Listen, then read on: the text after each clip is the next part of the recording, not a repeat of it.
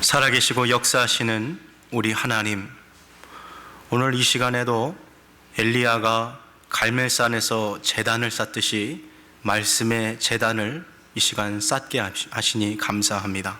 그러나 하늘로부터 내리는 불이 아니면 이 제단이 아무 의미가 없사오니, 성령께서 이 시간 주의 백성에게 하늘로부터 성령의 불을 내리시사 말씀을 깨닫게 하시고 하나님을 사랑하는 마음을 불같이 일어나게 하여 주시옵소서. 이 모든 것 살아계신 우리 주 예수 그리스도의 이름으로 기도합니다. 아멘. 지난 금요일이 저희 한국 달력으로 보면 추석이었습니다. 미국에서 살다 보니까 그냥 추석인지도 모르고 이렇게 지나갈 때가 많은 것 같은데요. 우리 전후자가 계신 분들 보시면서 좀 이렇게 인사했으면 좋겠습니다. 풍성한 가을 되시기 바랍니다. 하고 한번 같이 인사하십시오. 네. 네. 한 번 더 인사할 때 가을에도 잘 부탁드립니다 하고 한번 다시 인사합시다. 네. 네. 여름에 시작했던 시리즈인데 벌써 가을까지 이어지고 있습니다. 지금 오늘로 제가 이 재화 은혜의 집의 시리즈 이제 6번째 6주차인데요.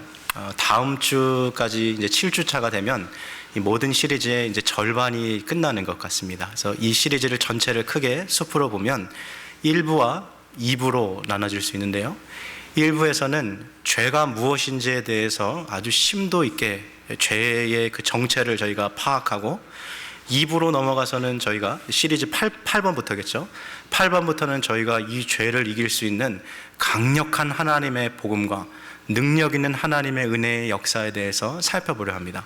이렇게 하는 이유는 마치 의사가 되기 위해서 준비하는 학생이 바로 그에게 메스를 손에 던져주는 것이 아니라 병을 일으키는 병원체에 대해서 그러한 것들을 준비하고 깨달은 다음에 이 병을 치료하는 방법을 알려주는 원리와 같습니다. 그래서 다음 주 이 7번 시리즈 7번까지는 저희가 이 죄에 대해서 함께 깊게 좀 살펴보고, 시리즈 8번 때부터 2부로 넘어가서 복음과 은혜에 대해서 한번 같이 이렇게 깊게 심도 있게 볼 수 있는 시간이 되었으면 좋겠습니다.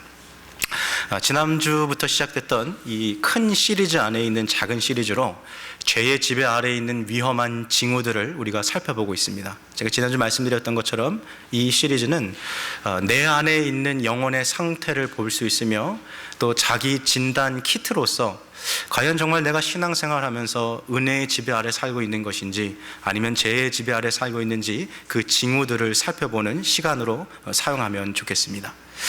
지난주에 우리는 이미 죄의 지배 아래 있는 신자의 경우에 나타나는 위험한 징후들 3가지를 우리가 살펴봤는데요. 좀 정리를 하고 오늘 내용으로 좀 넘어갔으면 좋겠습니다. 신자가 죄의 지배 아래 있는 경우 그의 생각의 영역, 특별히 이 상상력이라는 이 영역 가운데서는 죄의 지배를 당하게 되므로 죄를 짓는 자신의 모습을 상상하며 그것을 기뻐하고 즐기는 그런 삶의 모습들이 나타난다는 것입니다. 결국에는 이것을 통하여서 하나님의 말씀을 살아가는 그 삶을 기대하기보다는 죄악을 범하는 자신의 모습 속에서 살아가는 그 모습의 즐거움과 쾌락에 빠져서 이 머리의 이 생각의 영역, 이 상상력의 영역이 죄의 지배를 당하는 거죠. 이렇게 살아가고 있는 사람은 반박할 수 없이 죄의 지배에 살아가고 있는 상태에 있는 것이죠. 자, 이렇게 생각이라는 영역이 죄를 뚫리기 시작하니까 이게 마치 제방뚝이 터지듯이 밀물처럼 우리 마음으로 들어오게 됩니다.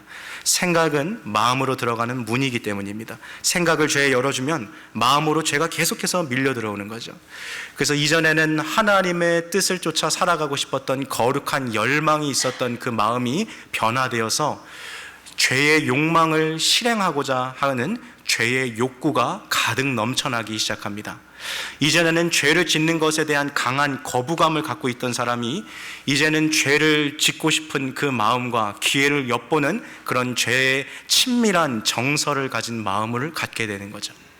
3번째로는 이러한 이 상상의 지배, 죄의 정서에 친화적인 마음을 갖고 있다 보니까 자기가 죄를 짓고 있을 때 말씀을 통해서 하나님께서 죄를 죄라고 깨닫게 해주셔도 이 죄를 끊어버리지 못하고 여전히 이 죄를 사랑하는 마음을 간직한 채 죄와 동행하고 동거하고 살아가는 모습이 바로 죄의 지배 아래 있는 명확한 증거가 된다는 것입니다. 사실 이 세 가지의 징후만 놓고 봐도 신자가 얼마나 자기 자신이 죄의 지배 아래 있는가를 보기에는 충분합니다. 그러나 이번 기회를 통해서 죄의 지배 아래 있는 자에게 나타나는 이런 징후들을 철저하게 살펴봐서 자기 자신에게 혹시 이러한 것들이 없는지를 살펴보고 이러한 것들이 우리의 영혼과 삶에서 밝히 보이게 됐을 때 어떻게 이러한 것들과 끝까지 싸워 이길 수 있을지, 죄를 어떻게 죽이고 죄에서 은혜로 나의 영혼의 상태를 뒤집을 수 있을지 거기까지 나아가야 합니다. 자, 상상으로부터 이 죄가 지배받았습니다. 정서가 죄의 친화력을 가지고 있습니다. 죄가 죄라는 것을 깨달았지만 그것을 회개하지 않고 버리지 않고 죄를 계속 간직한 채 살아갑니다. 이러한 결과 오늘 네 번째 나오는 죄의 지배 아래 있는 신자의 위험한 징후는 바로 그의 마음이 돌과 같이 딱딱하게 굳어진다는 것입니다. 우리 몸을 보면 여러 가지 장기들이 있습니다. 이 장기 중에 침묵하는 장기라는 별명을 가진 장기가 바로 간입니다. 왜 간이 침묵하는 장기라는 별명을 가졌냐면, 간은 그것이 기능이 저하되고 아파도 사실 그것이 얼마나 아픈지 그것이 얼마나 악해졌는지까지 보려면 시간이 오래 걸립니다.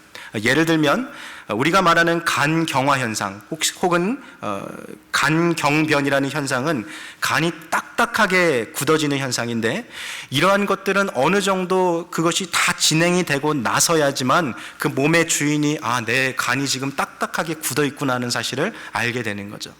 그래서 이 평상시에 이 술을, 특별히 이 알코올을 많이 드시는 분은 이 몸에 이 독소를 해소하는 이 작용을 하는 이 간이 이 조금씩 망가지다 보니까 자기도 모르는 사이에 이 간경화가 오게 되는 것이죠.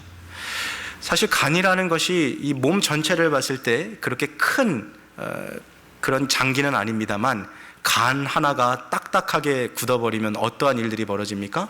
먼저 황달이 찾아옵니다. 눈이 노래지고 피부도 노래지죠. 또 어떤 사람은 배에 복수가 차올라서 복막염 같은 일이 벌어지고, 하지부종, 다리가 말도 못할 정도로 이렇게 부풀러 오르게 됩니다. 간 하나가 부었는데 온 몸에 이상이 떠오르는 거죠. 우리의 영혼에서 이 죄의 지배를 당하고 있다는 것은 마치 영적인 간경화 현상이 일어나서 나도 모르는 사이에 죄가 조금씩 내 영혼을 지배해 감으로써 은혜로부터 멀어지고 하나님과 전혀 상관없는 불신자와 같은 죽어있는 그런 상태를 살아가게 돼 있는 거죠. 자, 그렇다면 여기서 우리에게 이러한 질문이 떠오릅니다. 우리는 분명 하나님 앞에서 허물과 죄로 죽어있던 사람들이었습니다. 그러나 하나님의 영이신 성령께서 우리의 영혼 안에 찾아오셔서 허물과 죄로 있던 우리에게 하나님의 생명을 심어 주셨습니다. 하나님의 신적 생명을 분여해 주신 것이죠. 그로 말미암아 우리 안에 있는 딱딱했던 이 마음이 깨져버리고 돌과 같은 마음이 부드러운 마음으로 변하게 됩니다. 이것을 에스겔 선지자는 이야기를 굳은 마음, 돌과 같은 마음이 제거되었고 살코기와 같은 부드러운 마음으로 변화됐다라고 표현하는 것이죠. 자, 그렇다면 성령의 이 역사를 통해서 돌같이 굳어졌던 이 마음이 살코기처럼 부드러워진 이 신자의 영혼 안에 어떻게 또다시 이런 영적 간경화 현상, 어떻게 똑같이 이런 이 굳어지는 현상이 일어날 수 있을까요? 여기에는 두 가지 원인이 있습니다. 첫 번째는 근본적인 원인이고 두 번째는 실제적인 원인인데요, 첫 번째는 근본적인 원인입니다. 이것은 신자가 아무리 중생을 경험하고 회심을 한다 하더라도 여전히 그의 영혼 안에는 죄의 부패한 본성이 잔존하고 있는 것이죠. 어떤 분이 그렇게 말합니다. 예수님을 믿고 그리스도인이 되면 죄를 짓지 않게 됩니다 라고 말했습니다. 그 말이 맞습니까? 예수님 믿고 그리스도인이 되면 죄를 짓지 않습니까?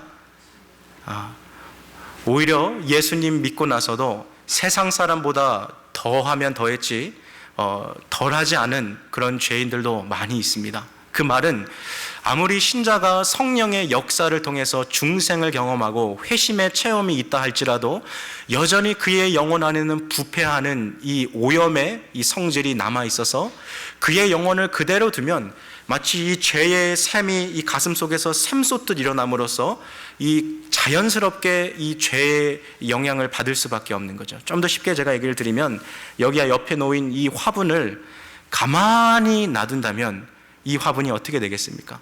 이것은 물도 주지 않고 가만히 놔두면 자연스럽게 메말라 죽어갈 수밖에 없는 것이죠. 우리 집안에 있는 자녀들을요, 학교도 보내지 않고 교회도 보내지 않고 그냥 가만히 놔두면 이 아이가 나중에 자라서 훌륭한 의인으로 자랄 수 있을까요? 위인으로? 그런 일들은 절대 일어나지 않습니다. 의도성을 가지고서 이 아이를 교육하고 신앙으로 양육할 때만 믿음 안에서 바로 자랄 수 있는 거죠. 우리의 영혼도 마찬가지입니다. 이 세상에 있는 모든 것은 자연 그대로 놓아둘 때 그것이 부패한 상태로 갈 수밖에 없듯이, 엔트로피 법칙에서 말하는 것처럼 그냥 부패하게 가듯이 영혼도 자연스럽게 놔두면 그냥 그 안에 있는 부패의 법칙을 따라 이 영혼이 오염될 수밖에 없는 거죠. 우리 안에 있는 근본적인 이 부패성으로 인해서 신자의 영혼도 돌에서 살코기처럼 부드러워졌지만 여전히 그 안에 부패될 수 있는 가능성이 있는 거죠.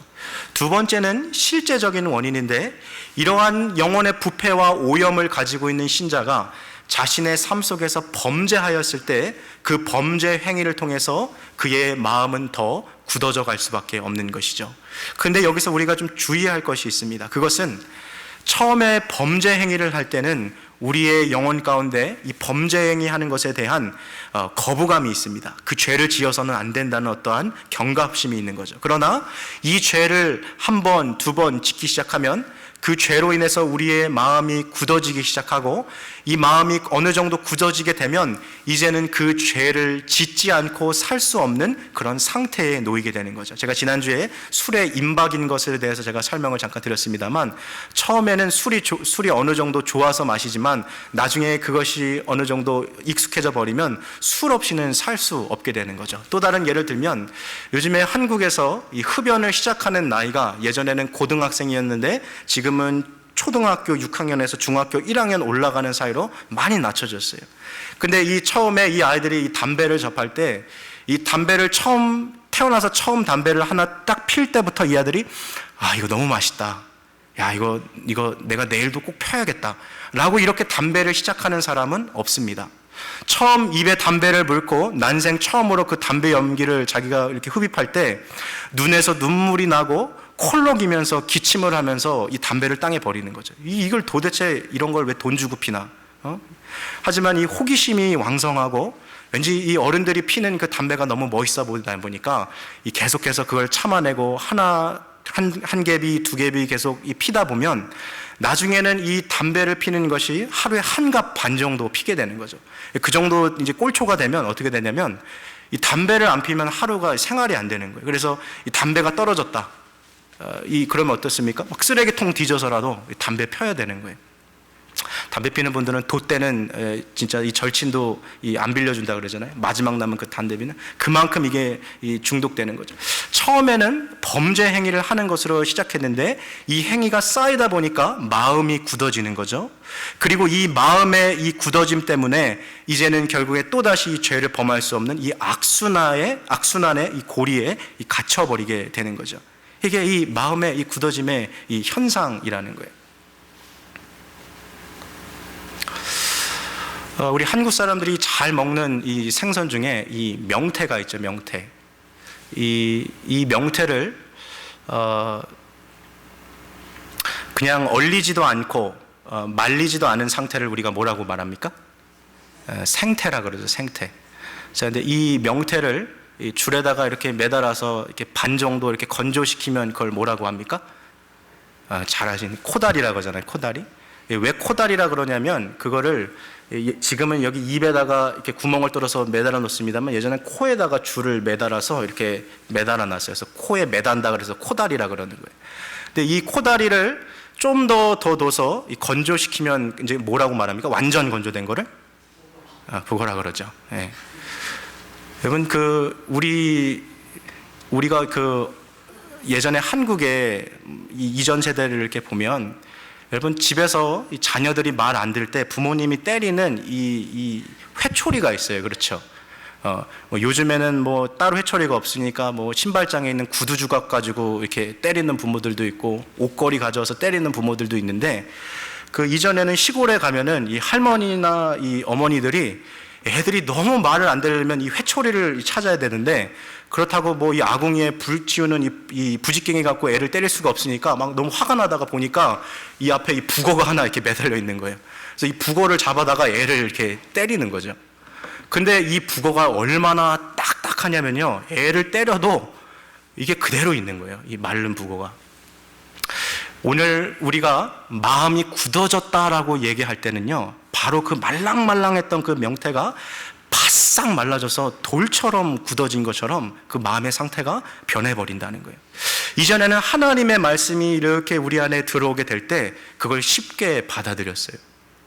근데 마음의 영적인 간경화 현상, 마음이 굳어져서 북어처럼 아예 말라버리니까 하나님의 말씀이 이렇게 들어와도 그 말씀을 받지를 못하는 거죠. 여러분, 이렇게 우리가 집에서 이렇게 고기 구워 먹을 때도요, 우리가 시즈닝 하지 않습니까? 소금을 이렇게 치고 후추를 이렇게 뿌리고 뭐 올리브 기름도 이렇게 발라서 먹을 때가 있습니다만 이게 살코기가요, 연하고 부드러울 때는 이 소금을 치면 그 소금을 먹습니다. 그렇죠? 그러나 이걸 한번 데피고 고버려서 이 고기가 딱딱하게 돼버리면 소금을 쳐도 어때요? 그 소금이 들어가지가 않는 거죠. 우리 마음이 마치 그런 거죠. 마음이 말랑말랑하고 살코기처럼 부드러울 때는 이 소금과 같은 하나님의 말씀을 탁 치면 그 말씀이 먹는 거예요. 그 말씀의 맛이 나는 거죠. 그런데 이 마음의 이 범죄로 인해서 자기의 이 부패한 본성을 자연스럽게 그냥 내버려 두니까 은혜의 방편들로서 죄를 죽이지 않으니까 마음이 돌처럼 굳어감으로 인해서 하나님이 아무리 말씀을 치셔도 그 소금을 먹지를 못하는 거죠. 하나님은 하나님대로 그냥 말씀하시고 나는 그냥 나대로 살아가는 그런 이중적인 모습을 보이게 된다는 것입니다. 신앙생활하면서 우리가 제일 주의할 것이 이것입니다. 우리가 이곳에 온 것은 어떤 종교적인 활동을 하기 위해 이 자리에 있는 것이 아니라는 것이죠. 하나님의 말씀이 선포될 때, 또한 이 말씀을 읽어가면서 주님께서 나에게 말씀으로 어떤 메시지를 주셨을 때 이 말씀을 받아들이고 있는가를 우리 스스로를 살펴봐야 할 것입니다. 말씀을 통해서 도전을 주시는데도 하나님은 그냥 하나님대로 말씀하시고 나는 나대로 살겠다고 하는 것은 이것은 배교의 행위가 되는 것이죠. 오늘 여기 앉아 계신 분들 자녀들을 다 양육하셨을 텐데만 한번 과거의 이런 모습들을 한번 떠올려 보십시오. 지금 이 아이가 말도 안 되는 정말 너무나도 큰 이 실수를 했어요. 그래서 엄마가 이제 아까 제가 북어도 얘기했습니다만 회초리를 붙잡고서 이 애를 막 훈육하기 시작하는 거죠.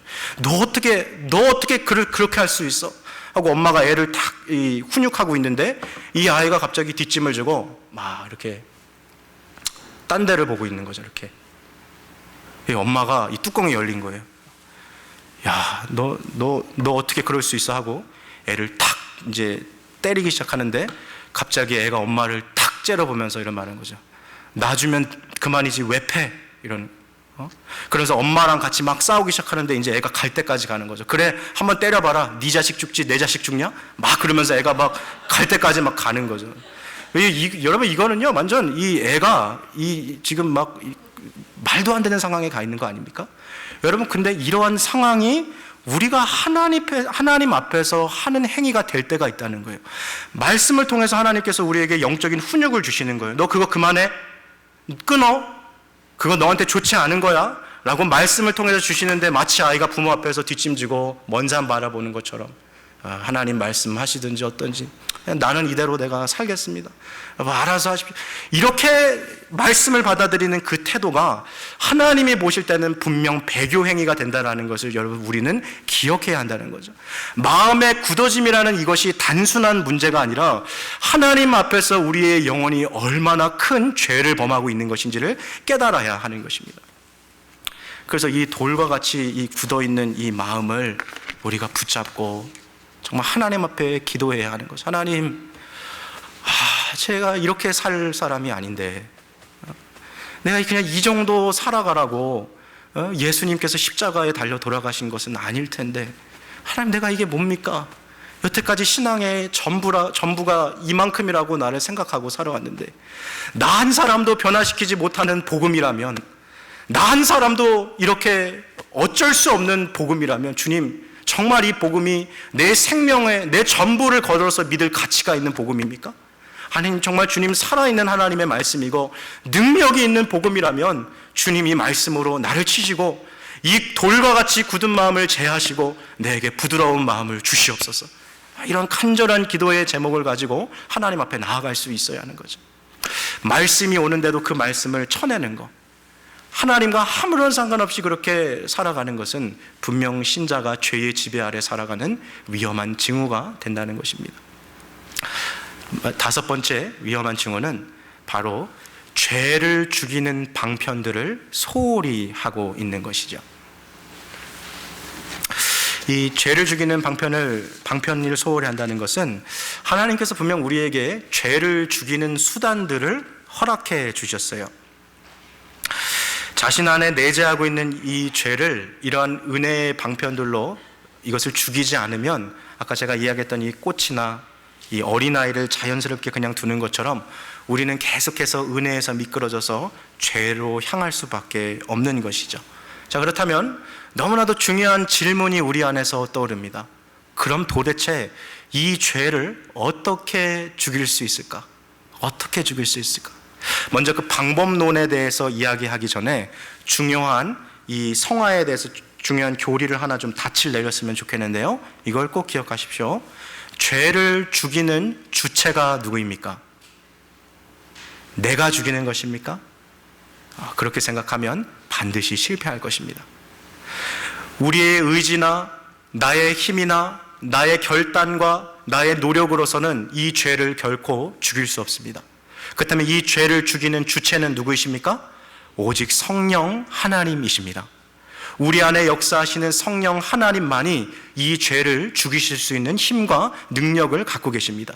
그래서 우리가 이 죄를 죽일 때 기도의 자리에 나아가서 우리가 기도할 때, 하나님, 내가 앞으로 이렇게 안 살겠습니다. 하나님, 내가 앞으로 새롭게 살겠습니다라고 결단하고 결심해서 이 죄를 죽이는 것이 아니라 오히려 성령께 의지하는 거죠. 주님, 여전히 이 안에 이 죄를 사랑하는 마음이 주님 존재합니다. 내가 죄를 끊어버리겠다라고 이 자리에 나왔지만 주님 아시잖아요. 여전히 이 죄를 짓는 것으로부터 오는 기쁨을 만끽하고 살아가는, 죄를 사랑하는 마음이 내 안에 너무나도 많습니다. 성령 하나님, 이거 내가 어떻게 끊어내겠습니까? 주님이 도와주지 아니하시면 나 이거 끊어낼 자신도 없고 그럴 힘도 내 안에 없습니다. 강권적으로 역사하시는 성령의 역사가 내 삶을 붙잡아 주셔서 이 죄를 혐오하는 마음, 죄를 사랑하는 마음이 변화되어서 이 죄가 나로부터 하나님을 얼마나 멀리 떨어뜨리게 하는지, 이 죄를 지었을 때 내가 겪게 될 그 하나님으로부터의 단절의 고통이 얼마나 큰 것인지 나로 하여금 깨닫게 하시고, 하나님, 이 죄를 내가 끊어낼 수 있도록 하나님 성령께서 내 마음을 변화시켜 주시옵소서. 이 기도야말로 우리가 죄를 죽이는 주체가 내 자신이 아니라 성령 하나님이심을 인정하는 기도가 되는 것이죠. 죄 죽이는 것은 바로 거기서부터 시작하는 거예요. 주님, 내가 담배 안 피겠습니다. 내가 이거 안 하겠습니다. 이러한 의지적인 결단으로 죄를 끊어내려고 하면 죄에 질 수밖에 없다는 거죠. 왜냐하면 죄를 이길 힘과 능력은 우리에게 있는 것이 아니라 오직 성령 하나님께만 있는 것이죠. 많은 사람들이 이것을 알지 못하기 때문에 죄와의 전투에서 그렇게 쥐고 있는 것이죠. 자, 그렇다면 이러한 이 죄와의 전쟁, 죄를 찾고 죄를 추적하고 죄를 끝까지 죽이는 이 과정 가운데 잊지 아니하는 사람에게 나타나는 이 죄죽임의 방편을 소홀히 하는 사람들에게 나타나는 분명한 증후가 있는데, 질병의 증상이 있는데, 그것이 무엇이냐면 자기 부인을 하지 않는다는 거예요. 자기 부인을 하지 않는다는 거예요. self-denial. 그것이 무엇이냐면 하나님의 말씀이 우리 가운데 주어졌을 때 이 말씀대로 순종하기 살아가기 위해서는요, 어떠한 대가를 지불해야 할 때가 있습니다. 그것이 내가 어떤 금전적인 손해를 봐야 할 때도 있고요, 내가 욕망하던 것, 내가 갈망하던 것, 이것들을 내려놔야 할 때가 있어요.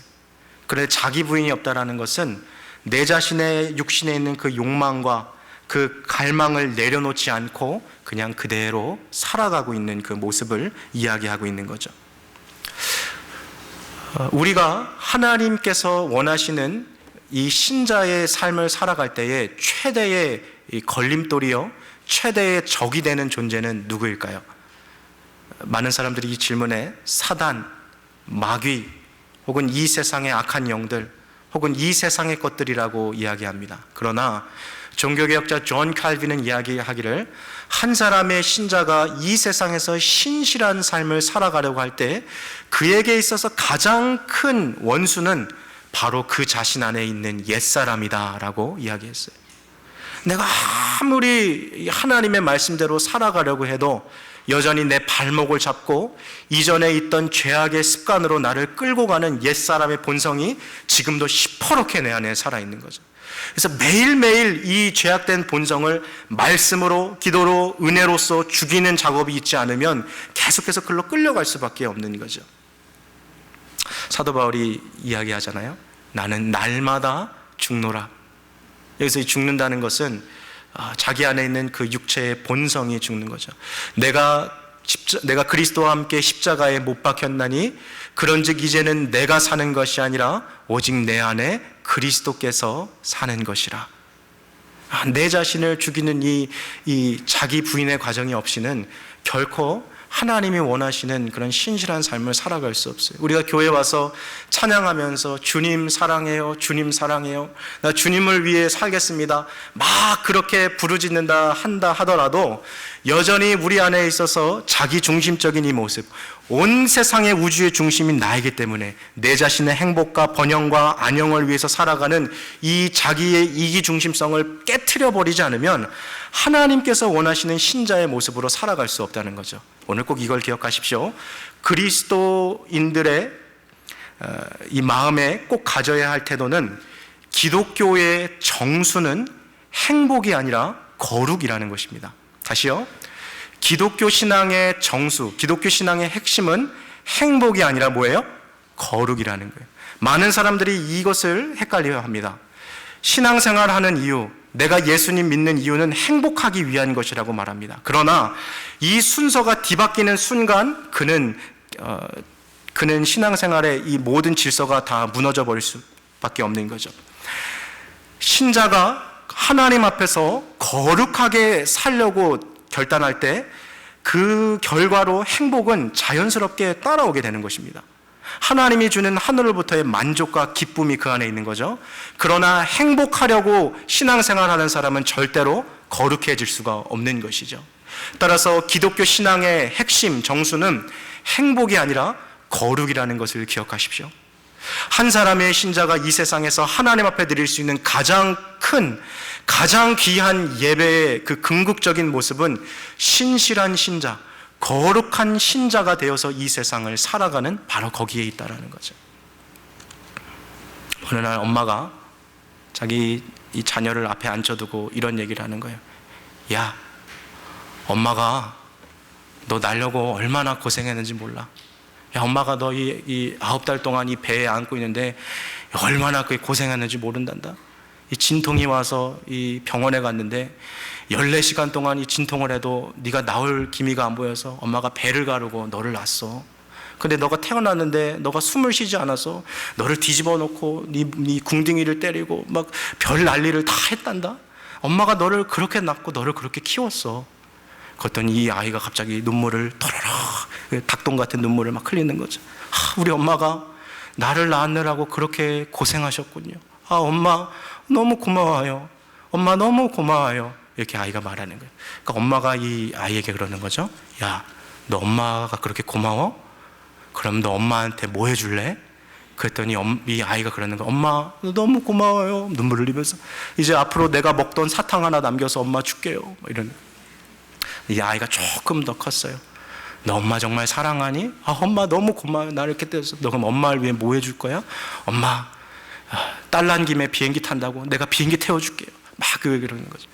여러분, 이러한 모습들이 틀린 답은 아닐 수도 있어요. 그렇지만 이게 전체의 모습을 보여주는 것은 아니라는 거죠. 오히려 어떠한 모습이 정답에 더 가까울까요? 엄마, 이렇게 힘들게 아프게 나를 낳아주셔서 너무나도 감사합니다. 내가 어디에서 내가 살아가든지 내가 부모의 자랑이 되기 위해서 내가 그렇게 살아가겠습니다. 내가 세상 어디에서 살아가든지 내 부모의 이름에 누가 되지 않을 수 있도록 내가 그렇게 최선을 다해서 살아가겠습니다. 어떤 그 정신의 이 차이가 있는 것이죠. 신앙생활 하면서요, 내가 뭐 1년에 한 $1밀리언 연봉을 번다 생각해 보세요. 하나님, 남들은 10의 1조를 하지만 나는 10의 5조를 하겠습니다. 그래서 그 $1밀리언의 반을 딱 떼서 하나님 딱 줬어요. 헌금했어요. 그리고 또 보니까 주변에 가난한 사람들이 많아요. 막 나눠줬어요. 선교지에 막 헌금하고 봉사하고 열심히 했어요. 그렇지만 이 모든 것이 그 안에 있는 마음을 증명해 주지 않을 때가 있다는 거예요. 왜 그렇습니까? 사랑이라는 것은 겉으로 드러나는 행동만 중요한 것이 아니라 그 마음 안에 있는 본질이 더 중요할 때가 많다는 거예요. 그래서 실제로 부모 비행기도 태워주고 부모에게 좋은 집 차도 주지만 결국 그 마음 가운데 있어서는 부모를 향한 미움을 갖고 살아가는 자녀들이 있다라는 거죠.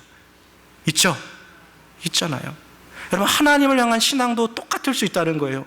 교회에 주일날 와서 이 예배의 어떠한 시간에 참여와서 신자의 의무를 다한다고 스스로 생각하고 있지만 정작 그 마음에서는 하나님으로부터 이미 멀어져서 살아가고 있는 그 삶의 모습들이 우리 가운데 얼마든지 존재할 수 있다는 거죠. 마음에 있는 깊이 있는 우리의 모습들을 다시 한번 좀 살펴봐야 할 필요가 있습니다. 하나님께서 우리에게 도전해 주시는 말씀이 있고 성령께서 우리에게 마음의 이 양심이란 법을 통해서 우리에게 주시는 그 감동이 있는데 그런 것들을 다 쳐내가고 아까 엄마 앞에서 훈육받는 이 아이처럼 그냥 고개 돌리면서 하나님은 그냥 하나님대로, 나는 나대로 이 세상 살겠습니다. 이러한 신앙의 생활은 결국 배교 행위로 떨어질 수밖에 없다는 것입니다. 제가 오늘 좀 시간이 많이 지나가서 내용들을 조금 몇 가지는 좀 건너뛰면서 하겠습니다. 자, 이 죄죽임의 방편 가운데서 첫 번째는 자기 부인이 없는 삶이었어요. 두 번째는 십자가를 짊어지지 않는 삶이라는 거죠. 여러분, 신앙생활 할 때요, 내가 예수 그리스도를 따라갈 때 짊어지고 있는 십자가가 없다라는 것은 큰 어떠한 자기 자신을 좀 돌아봐야 할 그 상태인 거죠. 자, 먼저 좀 이 설명을 좀 드리겠습니다. 이 세상에는 두 가지의 십자가가 있습니다. 첫 번째는 예수님의 십자가가 있고 또 우리들이 짊어져야 할 십자가가 있습니다. 어느 주일날 교회 장로님이 대표 기도를 하시는데 이렇게 기도하시는 거예요. 주님, 우리도 주님이 짊어가신 그 십자가를 짊어지고 가게 하여 주시옵소서. 근데 엄밀히 말하면 예수님이 짊어지신 십자가는 예수님만 짊어지고 가실 수 있는 거예요. 그 주님의 십자가예요. 우리에게는 또 우리가 짊어져야 할 십자가가 있는 거죠. 그래서 예수님께서 제자들에게 이렇게 말씀하세요. 아무든지 나를 따라오려거든 자기를 부인하고 자기 십자가를 жил머지고 나를 따를 것이라. 예수님께서 짊어지시는 십자가가 있고 또 우리가 오늘날 짊어져야 할 십자가가 있다라는 거예요.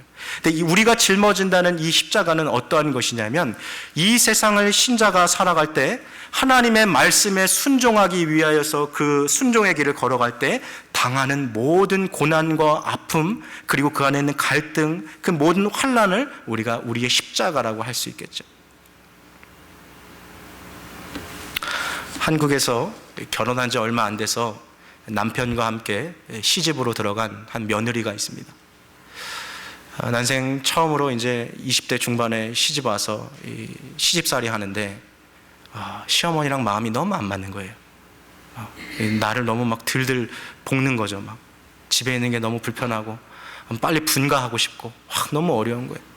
근데 이 며느리가 그래도 이제 그리스도인이라서 교회를 이렇게 다니는데 이 교회에 와서 이렇게 기도만 하면 자꾸 이 시어머니에 대한 미움이 자기 안에 있다라는 걸 발견하는 거죠. 나 진짜 이 시어머니가 너무 밉고 어떻게 왜 나를 이렇게 못 살게 굴어서 이렇게 왜 저 안달이 나셨나 이해가 안 되는 거예요. 난 나중에 내 아들이 결혼해서 며느리 되려면 난 저렇게 절대 하지 말아야지. 막 그러면서 미움이 있는 거죠.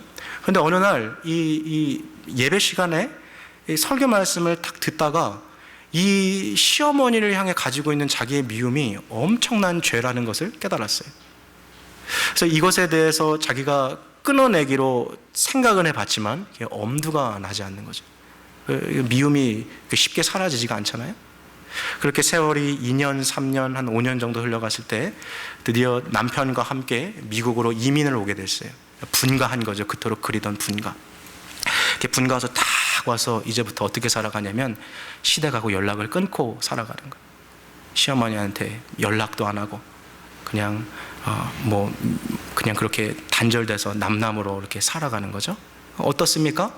마음은 평안하겠죠. 마음은 평안할 거예요. 그렇지만 정말 하나님께서 그에게 짊어주셨던 그 십자가를 어떻게 보면 내버려 둔 거죠. 여러분, 복음대로 살아가기 위해서 우리가 짊어져야 할 십자가라는 것은요, 분명히 우리 주변에 보이고 있어요. 그렇지만 내 자신의 마음의 평안함과 내 자신의 어떠한 마음의 고요함을 위해서 그 십자가를 다 팽겨버리고 살아갈 때가 많이 있어요. 교회도 마찬가지예요. 사랑해야 되고 섬겨야 할 성도가 있어요. 내 마음에 들지 않는 사람이 있어요. 어쩌보면 그 사람이 내 십자가일 수도 있어요. 근데 그 사람을 위해서 기도하고 그 사람을 미워하는 내 가슴을 치면서 하나님, 이게 내 죄성입니다. 하나님, 이게 내 마음입니다라고 이 십자가를 짊어지고 가려고 하기보다 많은 사람이 어떻습니까? 그냥 교회에 떠나는 거예요. 난 이 십자가 짊어지지 않겠습니다. 그리고 또 다른 교회 가죠. 근데 더 놀라운 사실은 뭡니까? 새로운 교회 가면 거기서 또 다른 십자가가 나를 기다리고 있다는 거예요. 왜 그렇죠? 하나님은 우리의 연약함을 너무나도 잘 알고 계시기에 이 부분에서 우리가 잘할 수 있도록 계속해서 그 부분에 성화될 수 있도록 그 십자가를 우리에게 주시는데, 우리가 그걸 깨닫지 못하니까 계속해서 그걸 회피하다 보니까 복음으로부터 피상적인 삶을 살아갈 수밖에 없는 거죠. 십자가를 짊어지지 않고 평안한 삶을 살아가는 게 하나님의 은혜고 복이라고 착각하고 살아갈 때가 얼마나 많습니까? 그러나 실제로 이 십자가를 지지 않고 살아가는 삶은 결코 은혜의 지배 아래 들어갈 수가 없다는 것입니다. 오히려 우리 스스로를 합리화하고 합당화하는 모습들이 우리 안에 너무나도 많은 거죠. 영적 전쟁이라는 것은요, 어떤 것이냐면 하나님의 말씀이 오늘 이렇게 예배 시간을 통해서 들려지거나 아니면 개인의 어떠한 이 성경 보는 시간을 통해서 하나님이 말씀해 주셨어요. 진리의 말씀을 선포해 주셨어요. 아, 그래, 이렇게 살아가는 것이 하나님이 원하시는 모습이 아닐 수 있겠구나. 아, 그래, 주님 내게 말씀으로 도전해 주실 때 내가 앞으로 이렇게 살아야지 하고 그 결단이 있는데 또 다른 목소리가 우리 안에서 나오는 거죠. 야, 너 그렇게 살아가는 게 얼마나 힘든데, 야, 너 그렇게 살아가려면 네가 얼마나 손해봐야 하는데, 너 그렇게 불편하게 살아갈 거야? 아, 그렇게 하지 마. 야, 남들도 다 그렇게 살아가는데 너만 뭐 그렇게 유별나게 신앙생활할 필요 있니? 야, 너가 목회자 될 것도 아닌데 뭐 그렇게 네가 거룩하게 살아갈 필요가 뭐가 있어? 너가 편한 게 더 낫지. 말씀과 하나님의 말씀과 이성의 추론이 충돌하기 시작할 때 영적인 전쟁이 일어나는 거죠. 이 가운데서 시간이 길어지면 제가 누가 이긴다 그랬어요? 이성의 추론이 이길 수밖에 없어요. 계속해서.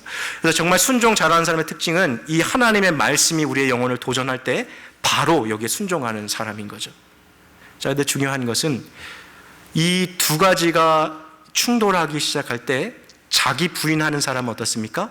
이 이성의 추론을 꺾어버리는 사람이에요. 비록 내가 손해보는 게 맞다 할지라도, 비록 내가 이러한 말씀에 순종할 때 내가 힘들고 어려운 것이 있더라도 주님이 원하시는 것이니 내가 가겠습니다 하고 꺾어버릴 수 있는 사람, 이 사람이 바로 은혜의 지배 아래 들어가는 사람인 거죠.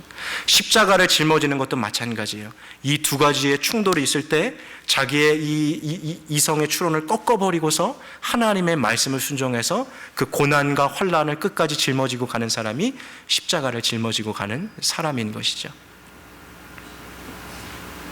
오늘 제가 준비한 내용들이 너무나도 많습니다만 제가 시간을 너무 오래 하면 집중력이 좀 흐트러질 것 같아서요, 다음에 기회가 되면 제가 같이 이야기를 드리고요, 오늘 이야기 하나만 하고서 마치겠습니다.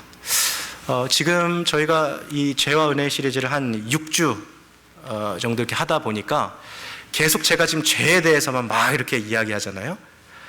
목사님, 이 성경이 1189장이나 있고 여기 3만 구절이나 있는데 매일 주일 교회 오면 로마서 6장 14절 아유 지겹습니다. 목사님 좀 딴 주제 좀 해주십시오.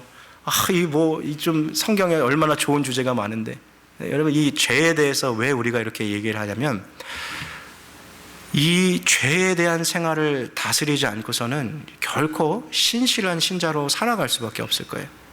여러분, 저는 목회자로서 이 자리에 서 있는 것이 여러분을 엔터테인, 기쁘게 하고 여러분을 웃기기 위한 목적으로 이 자리에 서 있는 게 결코 아니에요. 어떻게 하면 우리가 하나님의 신실한 신자로서 기독교 신앙의 정수가 행복이 아니라 거룩이라면 우리가 하나님 앞에서 어떻게 거룩하게 살아갈 수 있을까를 설파하는 것이 목회자의 사명이고 이 시대의 소명이라고 저는 생각합니다. 그러한 삶의 목적을 가지고 우리가 말씀을 들을 필요가 있는 것이죠. 이야기만 하나 하고 마치겠습니다. 한국에요, 어떤 한 두 청년이 장거리 연애를 했어요.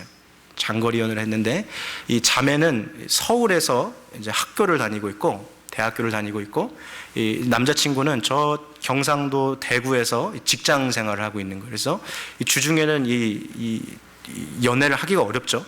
전화로만 이렇게 하고. 근데 이 기다리던 이제 주말이 찾아왔어요. 그래서 이제 대학로에서 이제 만나려고 막 이제 오늘 이제 연극도 좀 같이 보고 맛있는 저녁도 먹고, 막 자매가 약속 시간보다 몇 분 좀 일찍 와가지고 남자친구를 기다리면서 상상을 하는 거죠. 오늘 남자친구 올라오면은 여기 가서 맛있는 이 스파게티 먹고, 마지막에 찻집 가서 커피 마시고, 시간 좀 남으면 이렇게 좀 서로 대화도 나누다가 시간 되면 이제 연극 보러 가고, 막 이렇게 나름대로 이렇게 데이트를 아주 기쁘게 그려보고 있는데, 기다리던 그 남자친구가 저 멀리서 이렇게 나타난 거죠. 그래서 이렇게 자기에게 이렇게 쭉 오고 있는데, 남자친구가 이렇게 가까이 오면 올수록 그가 손으로 품고 있는 그 무언가가 보이는데, 이 남자친구가 뭘 품고 오고 이렇게 오나 봤더니 개 한 마리가 남자친구 품에 이렇게 들려 있는 거예요. 그래서 아니, 왜 저 사람이 개를 들고 이렇게 오고 있나, 대구에서 온 사람이. 근데 개를 들고 이렇게 오고 있는데 50m, 40m, 30m 가까워졌더니 이 개의 형체가 보이는데요. 알고 봤더니 이 개가 어떤 개냐면 길거리에서 달려가던 2.5톤 트럭이 깔고 지나간 개였어요. 개 눈이 다 터져버리고 코와 입에서 피가 막 줄줄 흘러내리고 온몸에 막 피로 물들어있는 그 개를 안고서 이 남자친구가 찾아오는 거예요. 20m, 10m, 5m 오는데 평상시 같으면 보고 싶었던 남자친구라 가서 와락 안았을 텐데 이 자매가 뒷걸음질 치는 거죠. 남자친구가 다가갈수록 계속 오지마 오지마 인상을 쓰면서 다가오지마 하고 계속 내걸음질 치는 거죠. 지금 이 자매가 뒷걸음질 치면서 오지 말라고 하는 그것이 자기 남자친구가 싫어서 그런 겁니까? 아니면 남자친구가 품고 있는 그 개의 사체 때문에 그런 겁니까? 이 비유를 기억하십시오. 우리가 하나님 앞에 가까이 가고 싶어도 아무리 주님을 향해 50보 100보를 전진한다 할지라도 개의 시체와 같은 이 죽어있는 더러운 죄를 품고 가면 주님은 우리를 멀리 하실 수밖에 없습니다. 왜냐하면 우리 하나님은 거룩하신 하나님이시기 때문입니다. 죄의 문제를 해결하지 않고서는 어떠한 신앙의 노력도 주님 앞으로 나가게 할 수 없는 것입니다. 신자가 이 세상에 살아갈 때 삶의 목적이, 신앙의 정수가 거룩이라면 그 거룩은 바로 이 죄를 버리는 것에서부터 시작되는 것입니다. 여러분, 하나님 앞에 나아간다라고 말하고 하나님 앞에 더 가까이 가고 싶다라는 그 마음은 있지만 여전히 우리 안에 품고 있는 이 더러운 죄는 무엇입니까? 이것을 끊어내셔야지만 하나님 앞에 더 가까이 갈 수 있습니다. 말씀을 통해서 주님께서 우리에게 들려주신 이 음성을 놓지 마시고 성령의 이 붙드심을 입어서 이 죄를 끊어버리실 수 있는 저 여러분들 되시기를 주님의 이름으로 축복합니다.